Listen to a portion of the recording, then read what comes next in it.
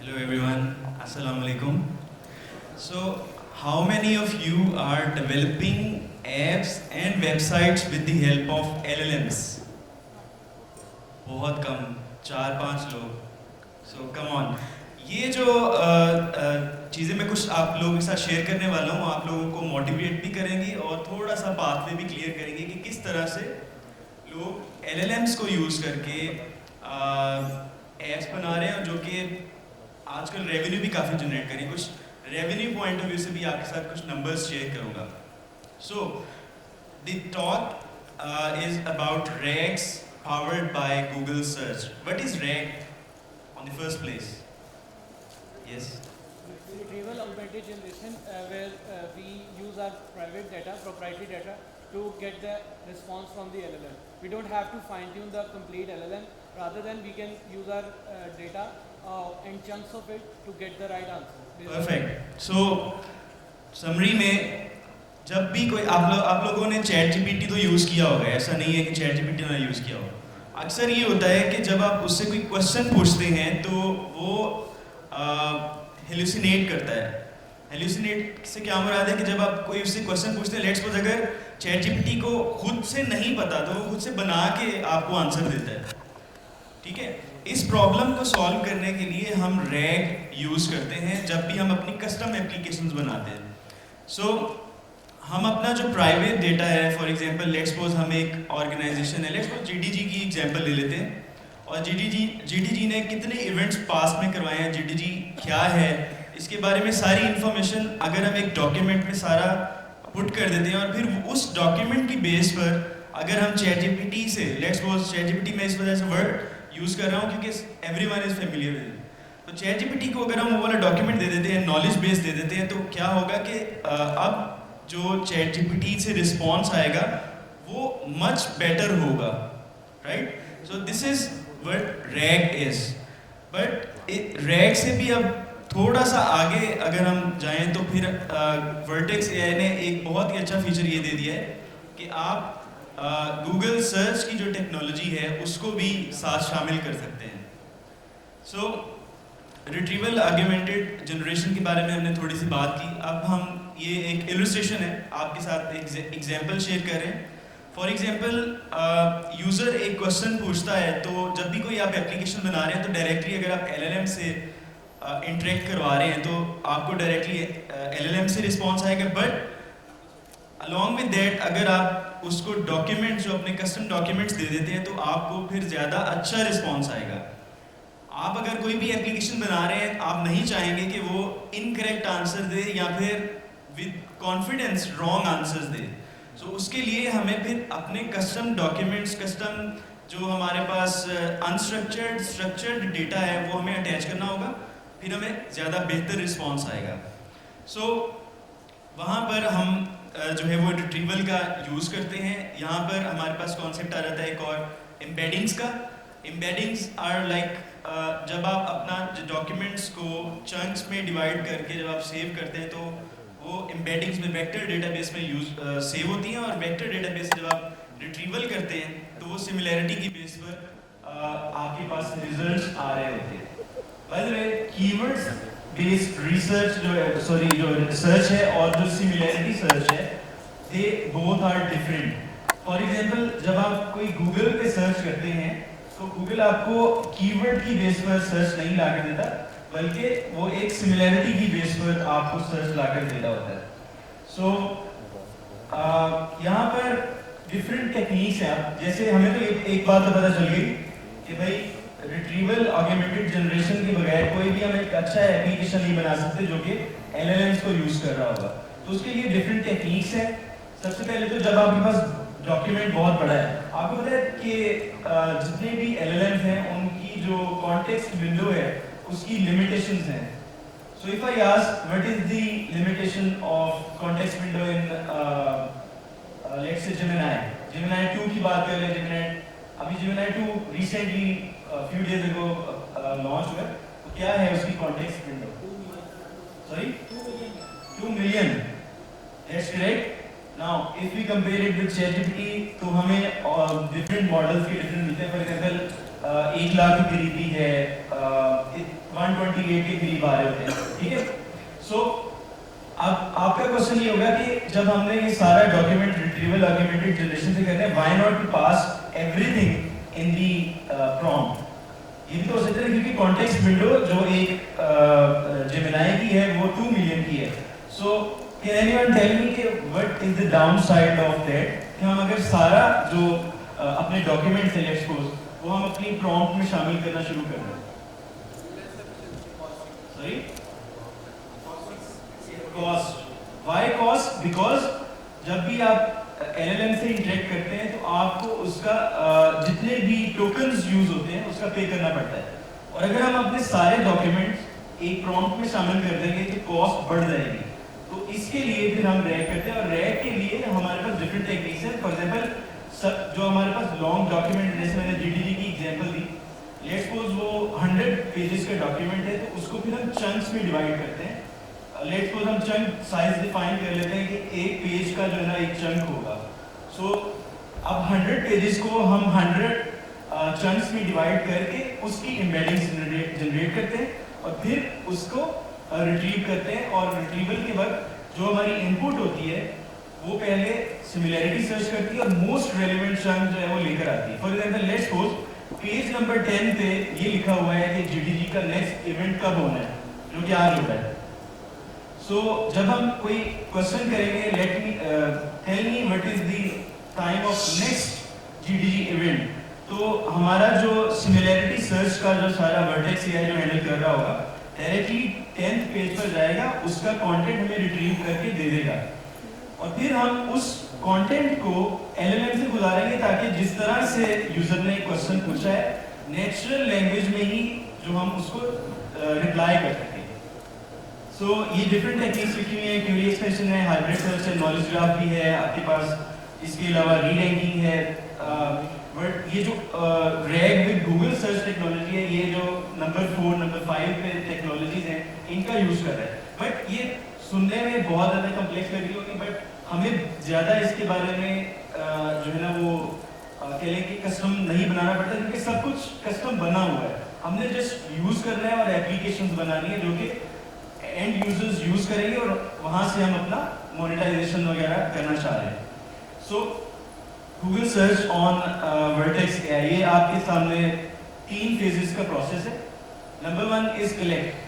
For example अब हमने let's suppose किसी भी ऑर्गेनाइजेशन के लिए एक सिस्टम बनाना है जो कि LLM पे डिपेंड कर रहा है, तो हमें उस सारे ऑर्गेनाइजेशन की नॉलेज होनी चाहिए। फॉर एग्जांपल लेट्स सपोज एक हॉस्पिटल का सिस्टम बना रहे हैं, या फिर आप कोई यूनिवर्सिटी का सिस्टम बना रहे हैं, लेट्स सपोज सारी जो नॉलेज है वो आपके पास अगर होगी तो फिर ही आप उसको बना सकते हैं। सेकंड नंबर पर आपके पास बिल्ड का प्रोसेस है, जिसमें हम चंकिंग की बात कर रहे थे, टोकनाइजेशन, एम्बेडिंग्स की बात कर रहे थे, और नेक्स्ट इज फॉर एग्जांपल अगर वो सारा जो आपके पास जो टोकनाइजेशन है हो गई है, उसको रिट्रीव करके अब आपने उसको LLM से गुजार कर एक ह्यूमन रिस्पॉन्स जनरेट करना है।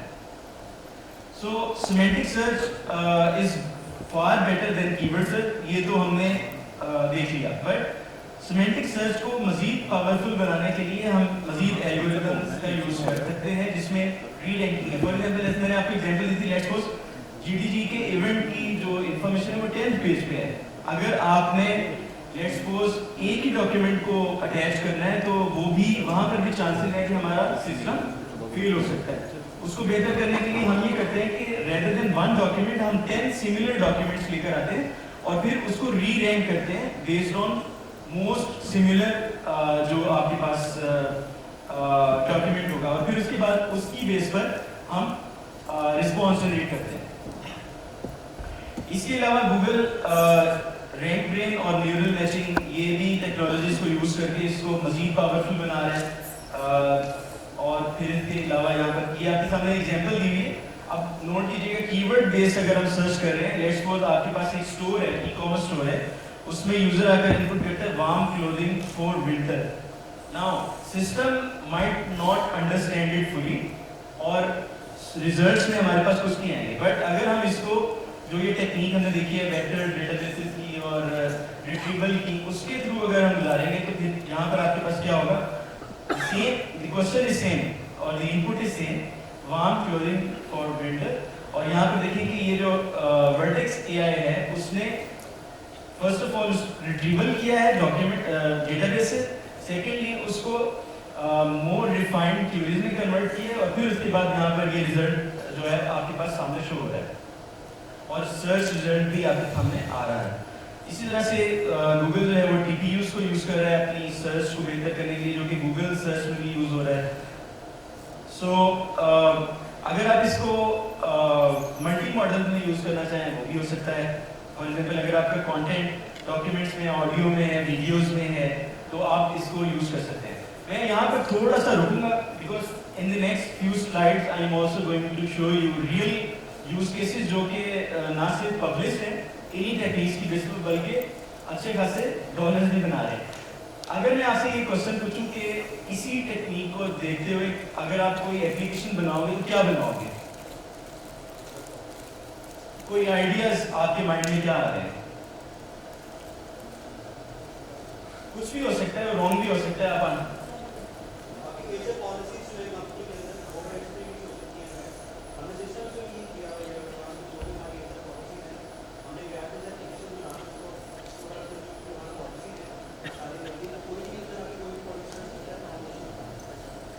So that is one use case जो उन्होंने बहुत अच्छे तरीके से बताया कि एचआर की पॉलिसीज, लेट्स सपोज अगर एक बड़ी ऑर्गेनाइजेशन है, एचआर की पॉलिसीज बहुत कम्प्लेक्स हो सकती हैं, तो उसको इन्होंने इस सिस्टम पे एलएलएम्स के साथ यूज करके नेशनल वे में रिप्रेजेंट किया हुआ है।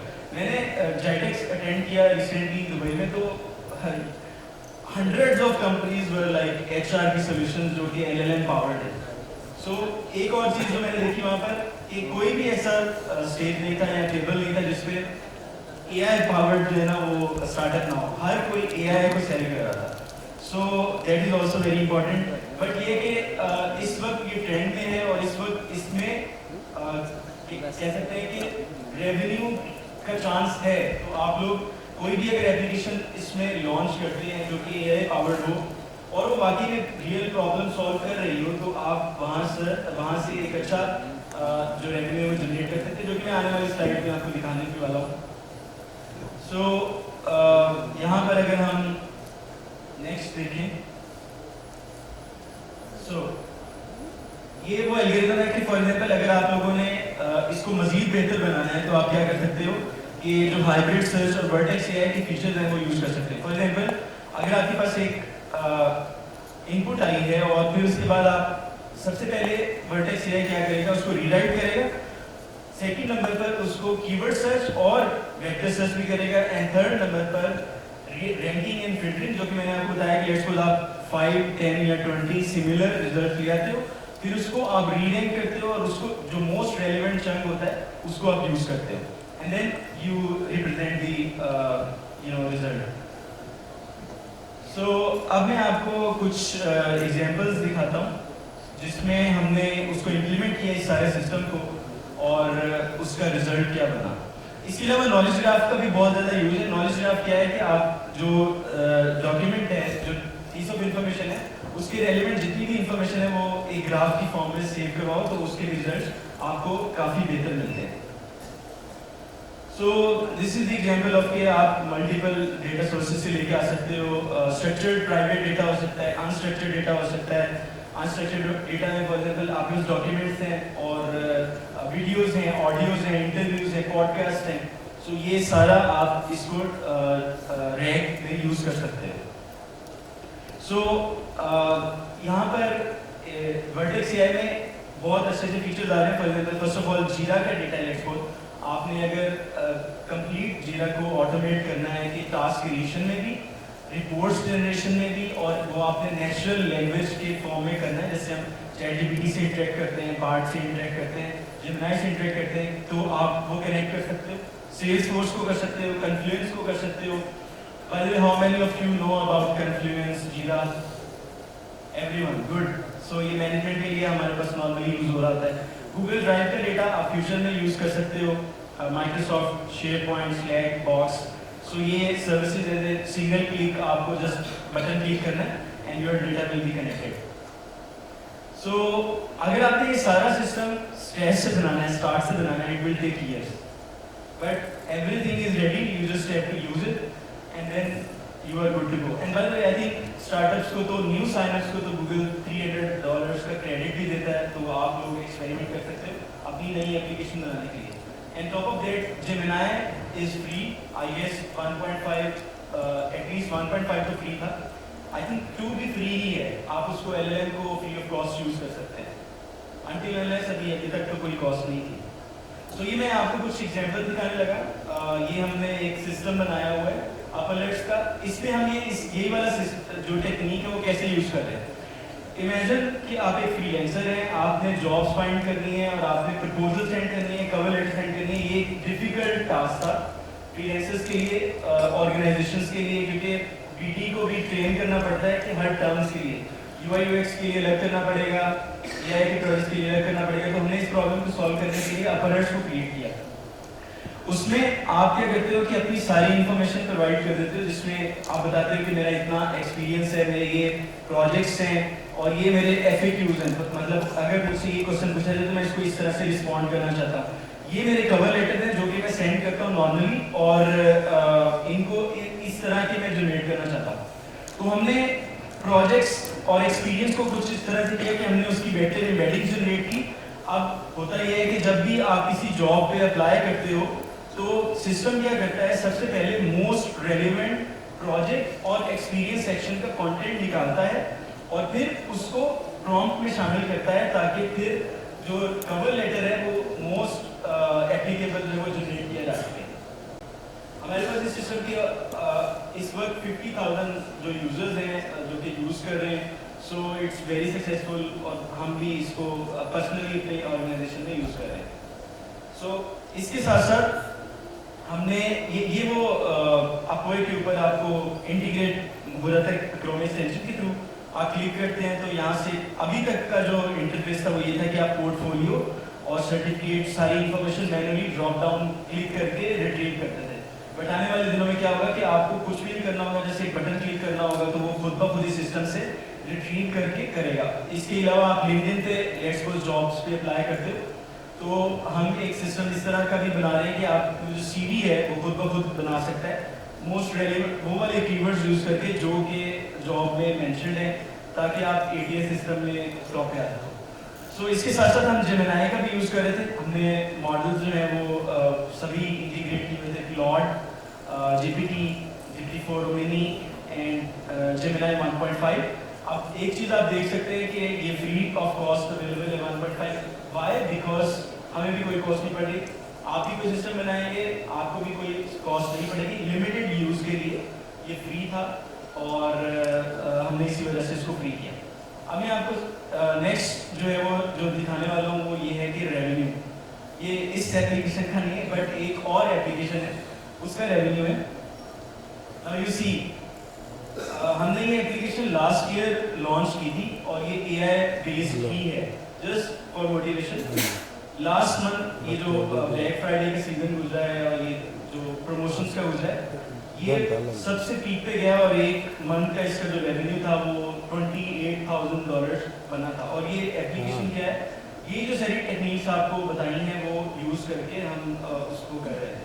और लिंक्डइन के लिए कोई एक टूल बनाया था हमने. लिंक्डइन का मतलब लिंक्डइन के लिए ऑफिशियली एंड यूजर्स के लिए क्रोम एक्सटेंशन प्लस ऐप और आप ये सारे काम हम उसमें कर रहे थे. The point to show this is कि अभी पोटेंशियल है AI की जो चीज़ें हैं जो कि एक्चुअल में वैल्यू प्रोवाइड कर रही हैं वो सक्सेसफुल जा रही हैं और जो है वो रिजल्ट्स लेकर आ रही है. सो लास्टली कुछ रिसोर्सेज शेयर करूँगा. These are the most important resources. अगर आप लोगों ने इसमें लर्निंग करनी है, आप चाहते हैं कि अपना कोई सिस्टम्स बनाएं, करियर में ग्रोथ करें, ऑर्गेनाइजेशन में मजीद आए, तो ये आपके पास कुछ रिसोर्सेज हैं. Thank you so much. अगर आपके कोई क्वेश्चंस हों